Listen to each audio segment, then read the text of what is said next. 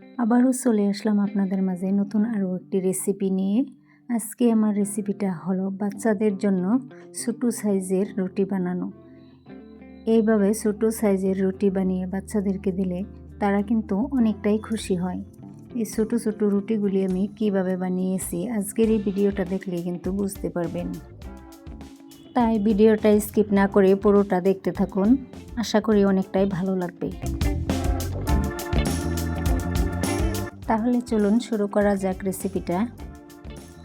ছোটো সাইজের রুটিটা বানানোর জন্য সর্বপ্রথমে নিয়েছি আমি একটা বড় সাইজের বোল।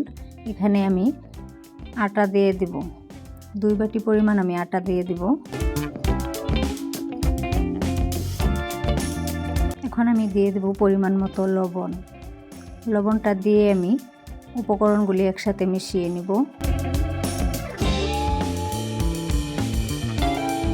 একদম কম সময়ে কিন্তু এই রুটিগুলি বানিয়ে নেওয়া যায়, আর বাচ্চারাও দেখে অনেকটাই খুশি হয়। এখন আমি এখানে দিয়ে দেব ফুটন্ত গরম পানি। আপনারা অবশ্যই এখানে ফুটন্ত গরম পানিটা দেওয়ার চেষ্টা করবেন, রুটিটা কিন্তু অনেকটাই নরম হয় আর ভালোভাবে ফুলে ওঠে। আবারও আমি এইভাবে নাড়াচাড়া দিয়ে মিশিয়ে নেব। এখন আমি হাতের সাহায্যে এটাকে ডলে ডলে আমি একটা ডো তৈরি করে নেব। নরম সাইজের ডো তৈরি করে নিতে হবে।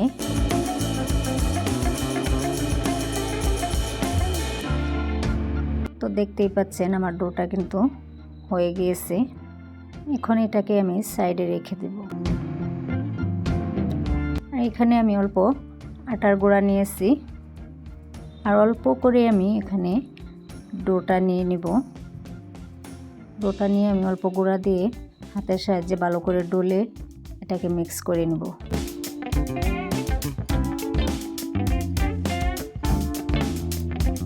তো দেখতেই পাচ্ছেন এখন আমি রুটিটাকে বেলে নেব। একদম ছোট ছোট সাইজের রুটি বেলে নেব আমি। ছোট সাইজের রুটিটা দেখলে কিন্তু বাচ্চারা অনেকটাই খুশি হয়, টিফিনের জন্য কিন্তু অনেকটাই সুবিধাজনক হয়। দেখেন রুটিটা বেলা হয়ে গিয়েছে, আরও একটা রুটি আমি বেলে নেব।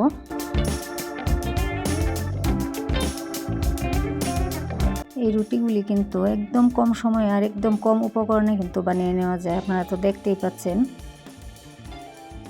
হাতে মাত্র 10 মিনিট সময় থাকলেই এই রুটিগুলি খুব সহজভাবে বানিয়ে নিতে পারবেন।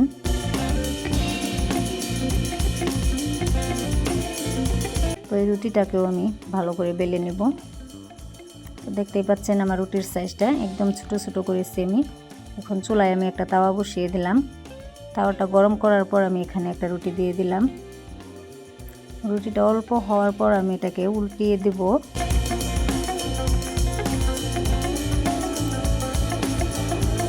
এইভাবে আমি রুটিটাকে সেঁকে নেব, আবারও আমি উল্টিয়ে দেব।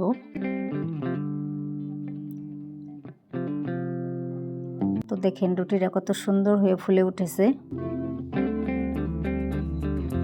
এভাবে আপনারা ঘরে বানিয়ে একবার হলেও ট্রাই করবেন, অনেকটাই সুন্দর হয় রুটিগুলি, আর খেতেও অনেকটাই মজাদার হয়। আরও একটা রুটি আমি এখন সেঁকে নেব আবারও। এখন আমি ওই পাশটা উল্টিয়ে দিলাম, আবার অল্প এই সাইডটা আমি সেঁকে নেব।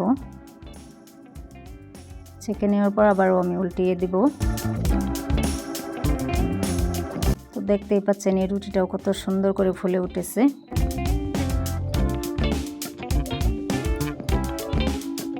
তো আমি সবগুলি রুটি এভাবে সেঁকে নিয়েছি। তো দেখেন কতগুলি রুটি আমি আজকে বানিয়েছি। এই ছোটো ছোটো সাইজের রুটিটা কিন্তু অনেক সুন্দর হয়েছে। আপনারা কিন্তু ঘরে বানিয়ে ট্রাই করতে পারেন।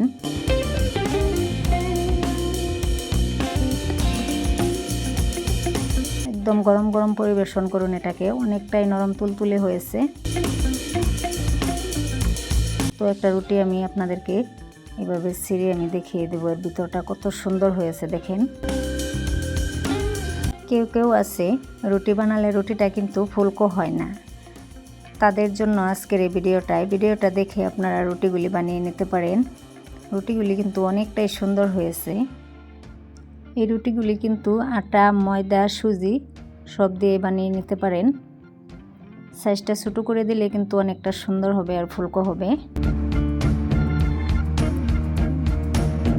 তাহলে আজকের এই রেসিপিটা কেমন হয়েছে কমেন্ট বক্সে জানিয়ে দিবেন।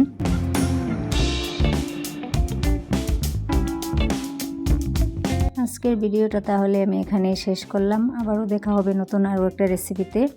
সবাই ভালো থাকুন, সুস্থ থাকুন।